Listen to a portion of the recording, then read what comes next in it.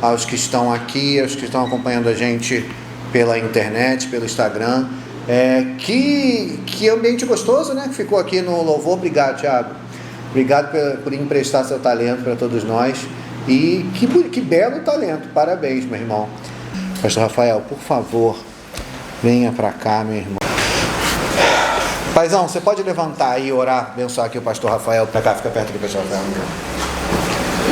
Senhor Deus, Pai amado, estamos aqui em Teu nome, Pai, e pedir a Tua bênção em especial a essa comunidade, Pai. Amém. Amém. Que nós possamos estar sempre unidos, Amém. construindo o Teu reino, Pai. Amém. Porque a nós cabe essa missão, Pai, Amém. de construir o Teu reino. Amém. Abençoa nessa noite, abençoa todos aqui, Pai. Amém. Que Teus santos anjos estejam sempre presentes em nossa vida. Em nome de Jesus, amém. Amém, paizão. Obrigado, paizão. Meu irmãozão, essa água é sua, diaconisa Maísa. Que isso. Já botou aqui, deixa eu abençoar. Que isso.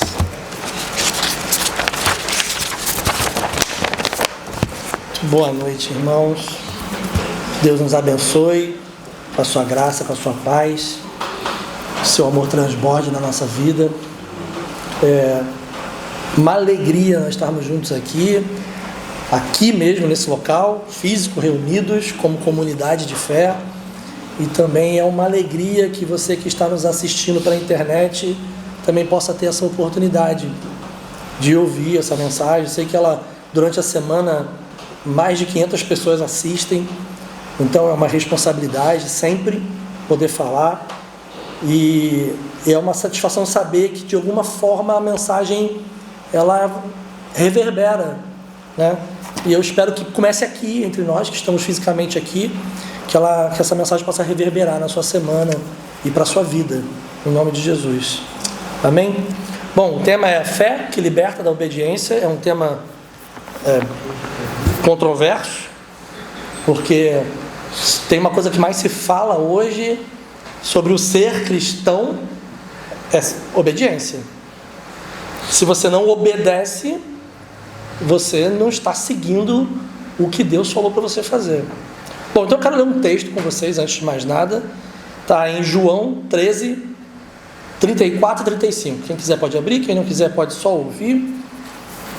Tem uma Bíblia aí na frente de vocês, todo mundo tem.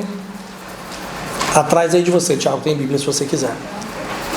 João 13, 34 e 35.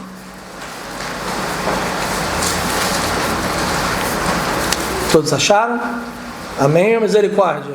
Amém.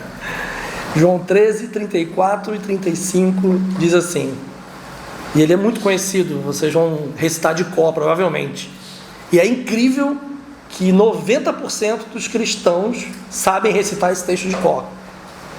Um novo mandamento vos dou, disse Jesus, que vos ameis uns aos outros como eu vos amei a vós, que também vós uns aos outros vos ameis.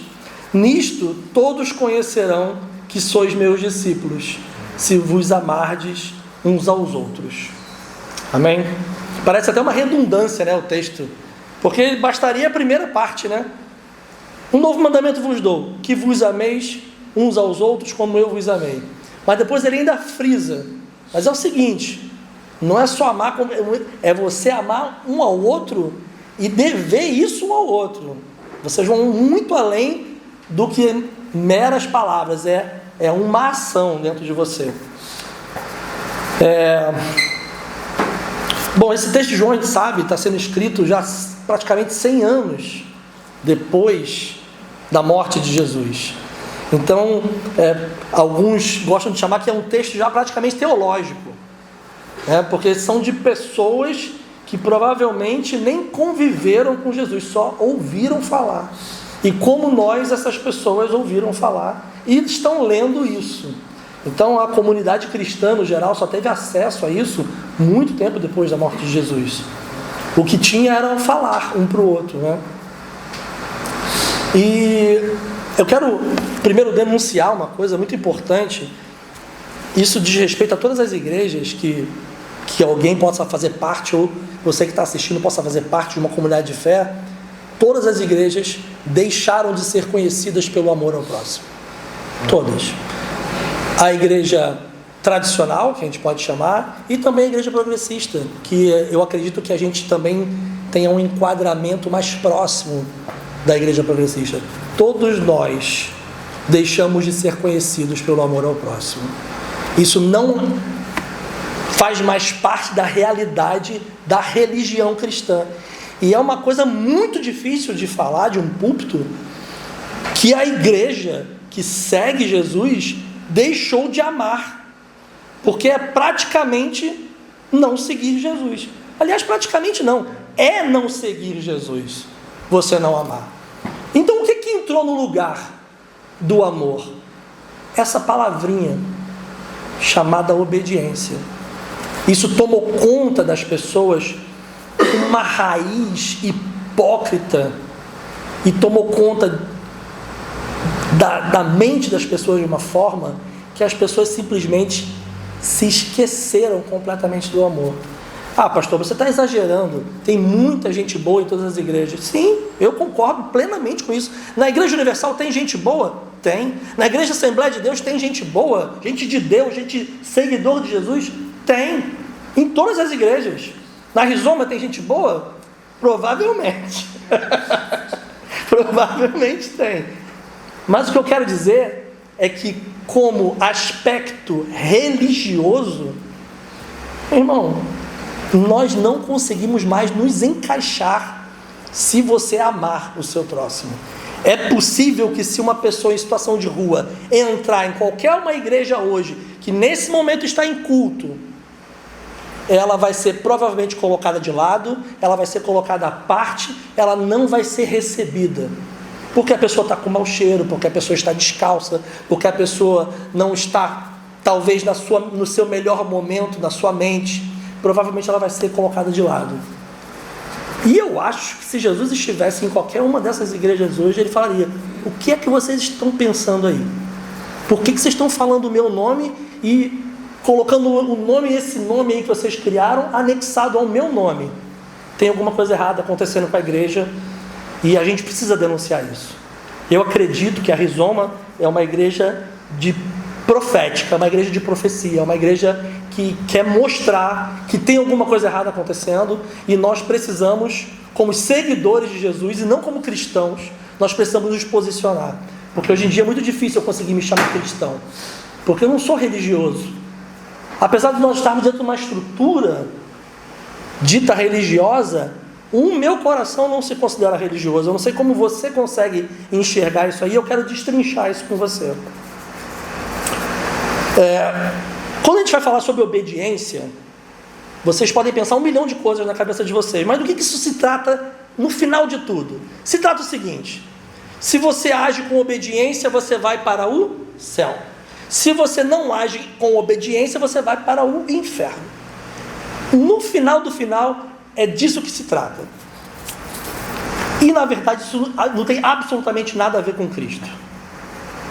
Por quê? Virou uma barganha. Se você é uma boa pessoa, uma boa gente, um cara que faz tudo de melhor possível, não bebe cerveja, não faz sexo antes do casamento, não engana o seu amigo nos seus negócios, você provavelmente já carimbou seu passaporte para o céu. Mas se você não faz nenhuma dessas coisas, eu vou dizer para você o seguinte: você carimbou seu passaporte para o inferno.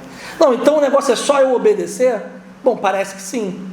E eu quero dizer que isso está errado, essa lógica está errada. A gente está enfrentando uma lógica completamente diabólica, eu queria dizer, opositora ao que realmente é a mensagem do Evangelho de Cristo. Então isso quer dizer que eu não preciso fazer nada para ir para o céu? Isso quer dizer que eu não estou falando sobre céu com você nesse momento. Eu estou falando sobre o teu viver, o teu caminhar aqui nesse plano e o que vai ser dele com o conhecimento que você está adquirindo do Evangelho de Cristo. Mas pastor, e sobre o céu? Meus irmãos, se você tiver no seu coração o teu desejo de que depois que você morrer você vai ter uma nova vida e vai encontrar com Deus, eu digo amém para isso. Agora, se isso é a coisa mais importante para você enquanto você vive, você está errado. Amém. Porque você está esquecendo da pessoa que está sem comer, sem beber água. Se você passa na rua e você não consegue olhar para as pessoas que estão invisibilizadas na rua, tem alguma coisa de errada com você, meu irmão. Tem alguma coisa errada de você. Porque não é possível. Ah, pastor, para aí. Eu não tenho condição de ajudar todo mundo. Realmente, você não tem. Mas eu tenho certeza de uma coisa. Em algum momento na sua caminhada, você passou por uma pessoa e alguma coisa tocou você. E você falou assim, não posso deixar essa pessoa do jeito que ela estaria agora. Em algum momento, você vai lembrar. Ou vai acontecer com você essa semana. E se acontecer, lembre disso. Em algum momento, é Jesus que está chamando você e falando, eu preciso de ajuda. E se você tem condição disso, é aí que você está encontrando a semente do amor que vai brotar no teu coração para toda a tua vida, quiçá para a vida eterna. Amém? Amém. Bom, se você obedece a Deus para ganhar um prêmio, um filósofo Kant, a gente estava estudando, até conversei com o meu pastor Gustavo, que é 100 vezes mais filósofo do que eu poderia ser qualquer dia, e a gente percebe Kant criticando já 1780 da nossa era, criticando esse posicionamento da igreja. Olha só, gente, se você obedece a Deus para ser salvo, ou se você obedece a Deus para não ser perdido, são dois lados da mesma moeda. Vocês estão completamente errados. Vocês são pessoas mesquinhas, vocês são pessoas egoístas, vocês não estão realmente pensando no que é o Evangelho, vocês estão pensando só em ter alguma vantagem. E infelizmente isso é o que mais acontece hoje. Pessoas estão achando que estão seguindo Jesus, estão seguindo uma religião em nome de uma vantagem. E eu vou dizer, meu irmão, o Evangelho nunca vai ser uma vantagem. E o Evangelho, na sua maioria das vezes, é derrota. É derrota, e a gente sente porque hoje nós temos R$6,08 na conta e precisamos alimentar 300 pessoas no final dessa semana. Então isso é uma derrota. É uma derrota para o Evangelho de Cristo. É uma derrota para quem se diz cristão. Amém. Agora tem uma coisa muito importante. Esse assunto, ele é um tema que ele não é muito falado. Como que você vai tratar? Eu não devo obedecer, eu só devo o amor. Não devo obediência a Deus. É difícil esse assunto, porque esse assunto esvazia a igreja. Porque eu vou dizer que você é livre, que o amor é liberdade. Aí as pessoas vão, então eu posso fazer o que eu quiser? Pode. Porque se você teve um encontro com o amor, e esse amor está manifesto através de você, você é 100% livre. E você pode ir aonde você quiser e fazer o que você quiser. Esse tema esvazia as igrejas. Na verdade, deveria ser o contrário. Esse tema deveria encher de pessoas com o mesmo ideal, com o mesmo propósito. Mas infelizmente isso não acontece. Eu tenho um tio em Teresópolis, é uma figura, ele acho que é a única pessoa que torce pro Bangu que eu conheço. É o meu tio Elé, irmão da minha mãe. Uma vez, eu garoto, a gente andando na rua, ele parou assim, me abraçou e falou assim, olha só o que eu vou te mostrar. Aí passou, estava falando com o Thiago sobre Monza, era na época do Monza, imagina quando o Monza era o carro do ano, era como se fosse hoje sei lá, a BMW, né? Passou o cara com aquele carrão, ele falou assim, vou te falar uma coisa, Rafael, esse cara aí já está vivendo o céu na terra. Eu falei, é mesmo, tio? É, porque olha só, não tem como esse cara ter problema na vida dele, olha o luxo, a riqueza que ele vive. E foi, dali ele foi pensando o que essa pessoa deveria ter, né? O meu tio é um descendente de italiano, pobre, que batalhou muito para viver, construiu família, teve filhos, tem netos, hoje tem bisnetos. Ele realmente conseguiu alcançar coisas que não é todo mundo que consegue, infelizmente, mas isso é o básico. Ele nunca teve o céu na terra como ele parava para pensar. E hoje, talvez ele nem diga mais essa frase, talvez ele nem se lembre que um dia ele me falou essa frase. Só que tem uma questão, gente. O céu na terra não é isso. E eu vou te falar, 90% das pessoas acham que o luxo, a riqueza e o ter coisas é sinal de que a pessoa conhece Deus, ou está envolvida com Deus, ou que Deus está com ele.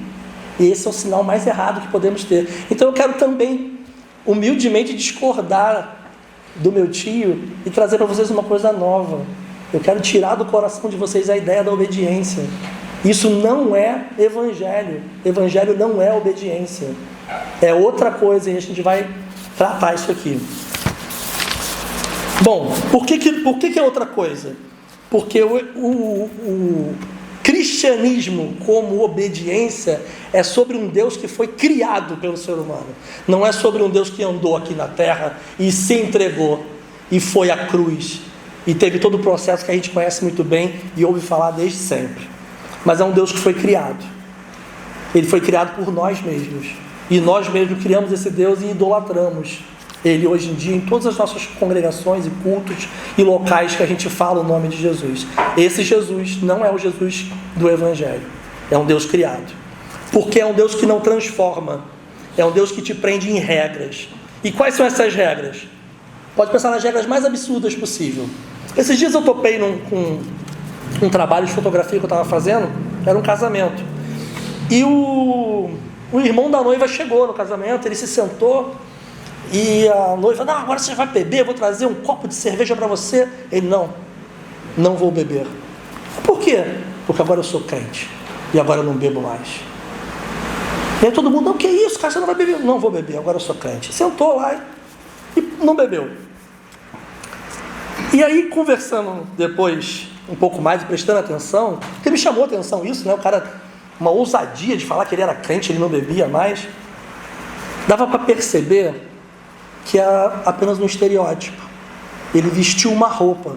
Ele entrou pela porta da igreja e falou assim, olha, para você ir para o céu é isso aqui que você tem que vestir. Essa é a roupa celestial. E aí ele vestiu. Mas ninguém explicou para ele o que era que ele estava fazendo. E eu temo por ele hoje, onde quer que ele esteja nesse momento, eu temo por ele. Porque em algum momento essa fé vai abilolar ele de uma forma que talvez ele vá ficar doente por causa disso. Gostou da palavra? Abilolar? Eu também acho ela bonitinha, eu estava pensando nela. Bom, tem umas teologias muito doidas que foram aparecendo, mas eu vou falar da mais comum, né? A mais comum hoje é a teologia da prosperidade. É uma obediência a Deus através do seu dinheiro, através dos seus recursos. Era como se o pastor Gustavo chegasse aqui na mesa plural e ele falasse assim, olha, a mesa plural vai acontecer no final de semana e quem doar R$1.000 vai ser 5 vezes abençoado. No final de semana, R$5.000 vão aparecer na sua conta. Deus vai te abençoar, não vai te faltar. Bom, talvez se a gente endireitasse o nosso discurso para isso, talvez a igreja ficasse mais cheia, talvez as pessoas doassem mais dinheiro, mas talvez não tivesse Jesus no momento em que estivéssemos reunidos. Então a teologia da prosperidade, ela cria uma relação de obediência, porque se você obedece, Deus te responde. E eu tive num culto neopentecostal, de uma igreja muito grande, de um bispo, e eu estava lá assistindo o culto. E o pastor falou assim, quem tem R$10.000, vem aqui que você vai receber uma oração. Aí levantava 2 pessoas. Quem tem R$5.000, vem aqui que você vai receber uma oração. Quem tem R$1.000, vem aqui. Aí algumas pessoas iam levantando. Quem tem, até que ele chegou a R$2. Quem tem R$2, vem aqui que vocês vão receber uma oração. Entendo que a oração estava condicionada a entregar o seu dinheiro. Muitas pessoas, era uma igreja gigantesca, muitas pessoas não foram lá na frente. E aí ele fez uma coisa que eu achei inacreditável. Meu irmão, quem aí tem uma moeda? Aí várias pessoas levantaram a mão. Você que tem uma moeda, divide com a pessoa que está do seu lado, para ela poder vir aqui na frente e receber a oração. Vocês estão conseguindo entender o veneno que essa obediência causa nas pessoas? A pessoa passa a acreditar que você precisa fazer algo para que uma bênção chegue até você. E isso não existe. Meus irmãos, isso não existe. Eu creio num Deus que é pessoal e que Ele lida com a tua vida diante dos teus problemas, das tuas circunstâncias, das tuas emergências. Eu tenho certeza que se você clamar do seu jeito, do jeito que você acha que deve falar com Ele, Ele vai te ouvir, vai te responder. Mas isso não é porque você é uma boa pessoa ou uma má pessoa. Isso não é porque você deu um dinheiro ou deixou de dar um dinheiro. Nem é porque você veio aqui na mesa plural e cozinhou, ou você foi lá na rua e entregou uma quentinha. Não é por isso que você vai ser abençoado. Você vai ser abençoado porque você comunga desse evangelho com Deus e você convive com Ele. Em algum momento Ele vai se manifestar a você na sua vida. Amém? E aí Jesus critica a religião de aparência. E aí tem um texto em Mateus, vocês não precisam abrir, eu vou ler para vocês, um texto de Mateus 23, 27, onde mostra claramente que criamos um Deus. Ele fala assim: ai de vós, escribas e fariseus hipócritas, porque são semelhantes a sepulcros caiados, que por fora realmente parecem formosos, mas interiormente são cheios de ossos mortos e cheios de toda imundícia. Aí eu gosto dessa palavra sepulcro caiado. Eu não sei se vocês sabem o que significa, mas o sepulcro caiado era um sepulcro que ele era pintadinho de branco, de cal. Ele ficava branquinho, bonitinho, então ele ficava com uma aparência ótima para quem via o sepulcro. Porque dentro do sepulcro estavam o quê? Os ossos, a podridão da carne, aquilo que se desfez, que não é mais vivo. E Jesus comparou os religiosos e os obedientes a Deus nessa época a sepulcros caiados. Vocês têm uma aparência de formosura, mas no interior de vocês está podre. Vocês são hipócritas. Vocês não param para pensar que o que eu quero de vocês é um coração humilde, aberto para receber a semente do amor e essa semente brotar dentro de você, que vai ser como uma fonte que vai jorrar de dentro para fora da tua vida e vai atingir a todas as pessoas que estão ao teu redor. Amém?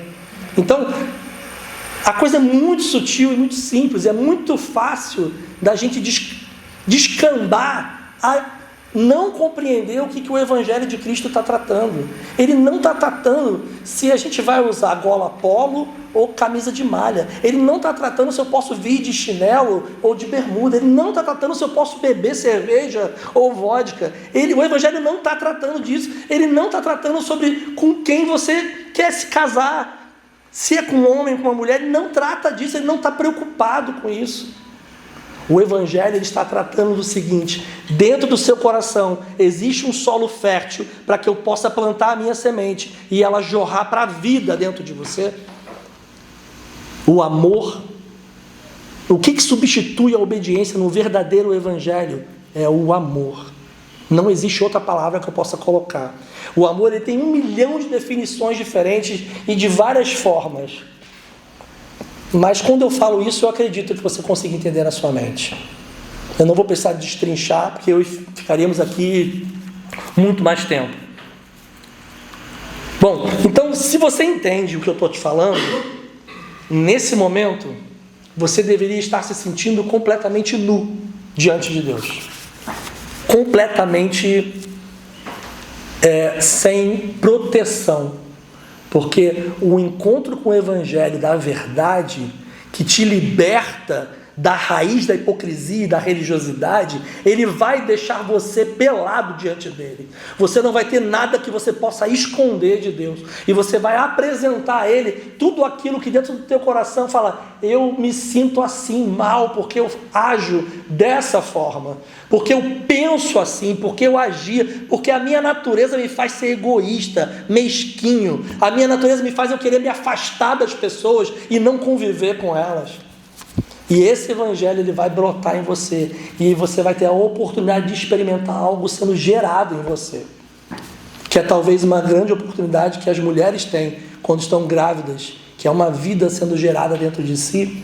O Evangelho na minha cabeça, ela tem essa pertinência de algo que é gerado dentro de você de tal forma que é como se substituísse tudo aquilo que tem dentro de você por aquilo que está sendo gerado.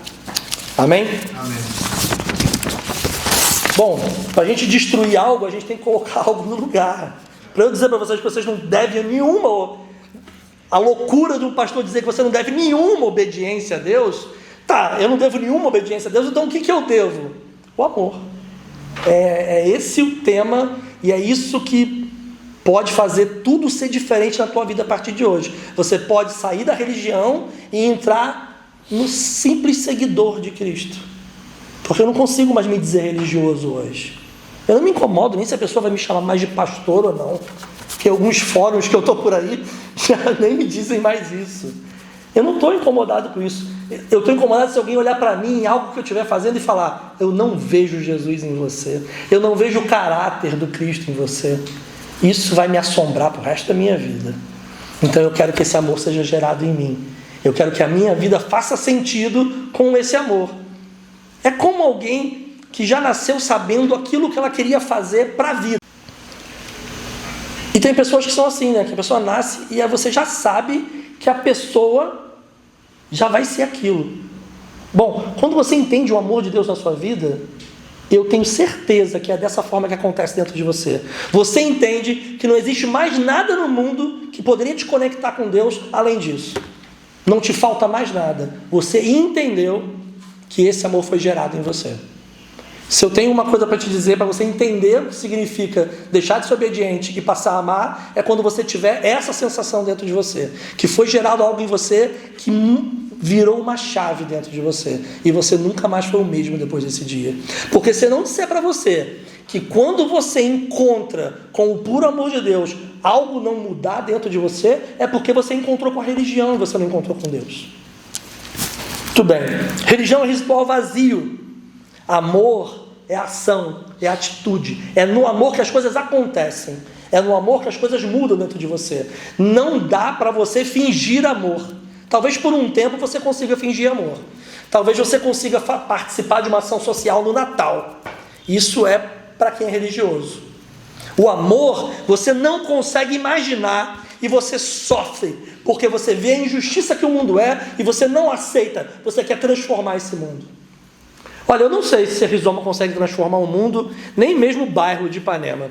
Mas eu sei de uma coisa. Como o Frei Beto disse uma vez e eu podia ouvi-lo falar: vamos ser semente. Vamos ser semente desse amor, desse evangelho, para que isso possa brotar. E o meu filho depois de mim possa experimentar esse amor e com mais força ainda. E os que vêm depois de nós possam realmente fazer com que as coisas mudem no mundo. Porque o verdadeiro amor, ele é contra as injustiças que a gente enxerga. Ele é contra esse sistema. Nós não conseguimos aceitar. Eu não consigo viver. Eu vivo pela fé. Eu posso dizer, eu vivo pela fé. Eu conheço o Gustavo, que além de meu pastor, ele é meu amigo. Eu sei que ele vive pela fé. Porque esse mundo não dá vontade de viver. Porque quando você encontra uma pessoa na rua, tentando vender uma caixa de paçoca, com 2 filhos sentados ali do lado, a pessoa passava lá dele e eu assim: pai, estou com fome. E o cara: não, meu filho, vamos dar um jeito. Se isso acontece, você passa por isso, isso não mexe com você, e você não tem coragem de pegar todo o dinheiro que você tem no bolso e entregar para essa pessoa saciar a sua fome, tem alguma coisa de errada com o evangelho que você pratica. Vá procurar outra coisa para fazer. O evangelho não é para você.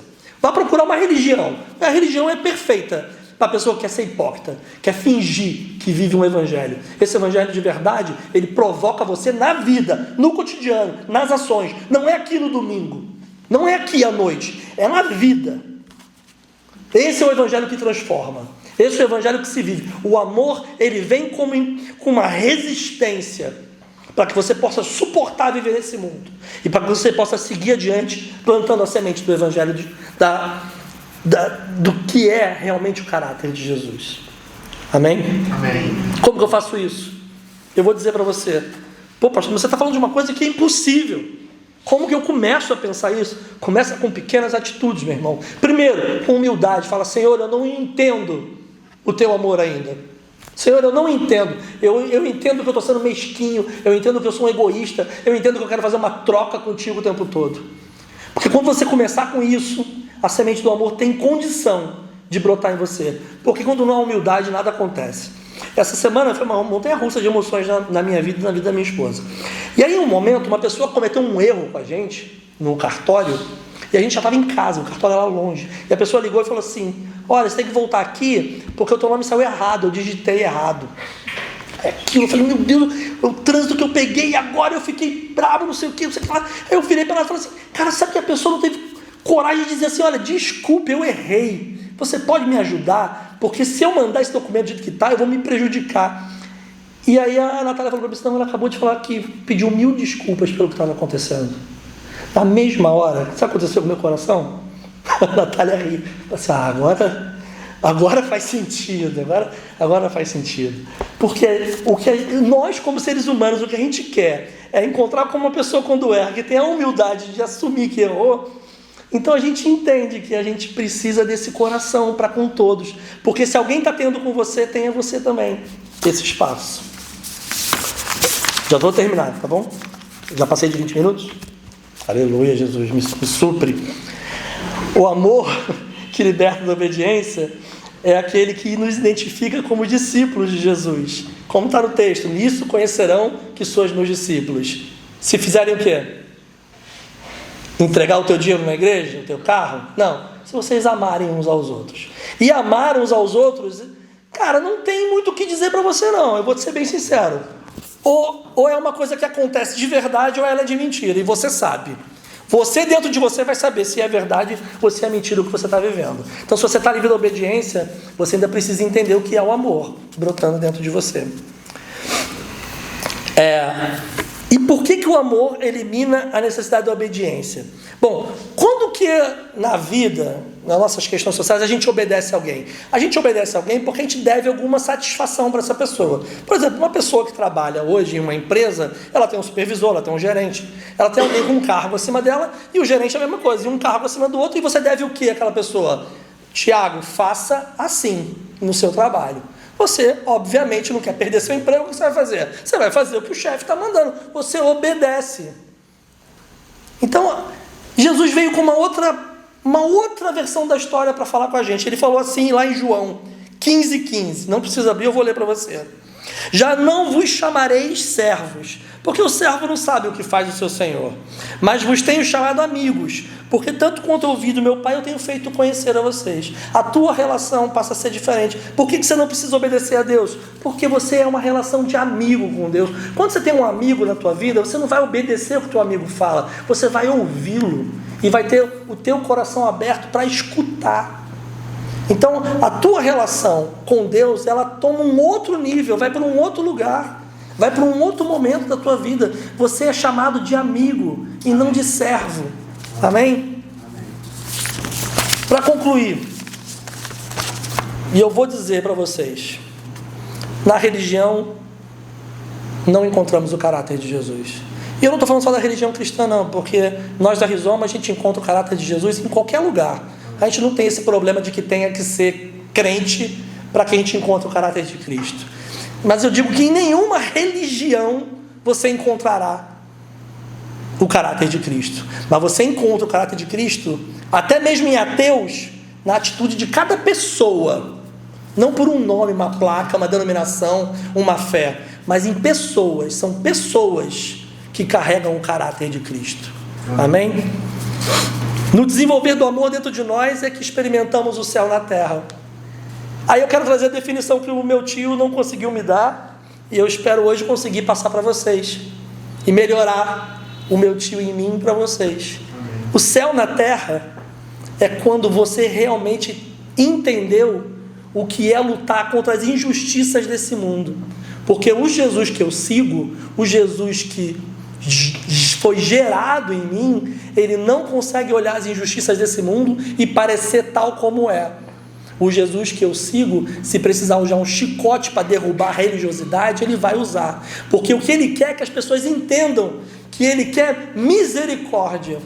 Ele quer que as pessoas entendam o poder de você se doar para o outro. Se você quer ser o primeiro, você tem que começar sendo o último. O que você quiser é o contrário. A lógica do Evangelho, ela é outra. Irmãos, essa lógica foi deturpada. A igreja de Jesus Cristo não prega a lógica do Evangelho. Então eu conclamo aqui a comunidade Rizoma e a todos quantos me ouvem, eu conclamo a que você mude agora. Porque quando a gente entra num trem e a gente sabe que a gente pegou o trem para o lado errado, a primeira coisa a fazer é puxar e descer do trem. Não é continuar e ver onde é que vai dar. Você já sabe que está indo para o lugar errado. Para de se afastar tanto assim. Desce na próxima estação e pega o caminho certo. Amém? Amém. E aí eu mandei no grupo uma música que se chama Amor de Índio, que é do Beto Guedes, e eu espero que vocês possam ter ouvido, porque ao ouvir essa música preparando a mensagem, mexeu muito comigo sobre o que é sagrado no mundo, na vida. O chão da vida é sagrado. Então a fé que liberta da obediência é a fé que te leva ao amor. E o amor é a marca dos amigos de Jesus. Acreditem eles em Jesus ou não acreditem. Eu vou ler de novo porque isso pode marcar e talvez tudo que eu falei, se resumindo nisso, se você guardar isso, vai ajudar bastante. A fé que liberta da obediência é a fé que leva ao amor. E o amor é a marca dos amigos de Jesus. Acreditem ele em Jesus ou não. Que Deus abençoe a sua vida. Em nome de Jesus. Amém.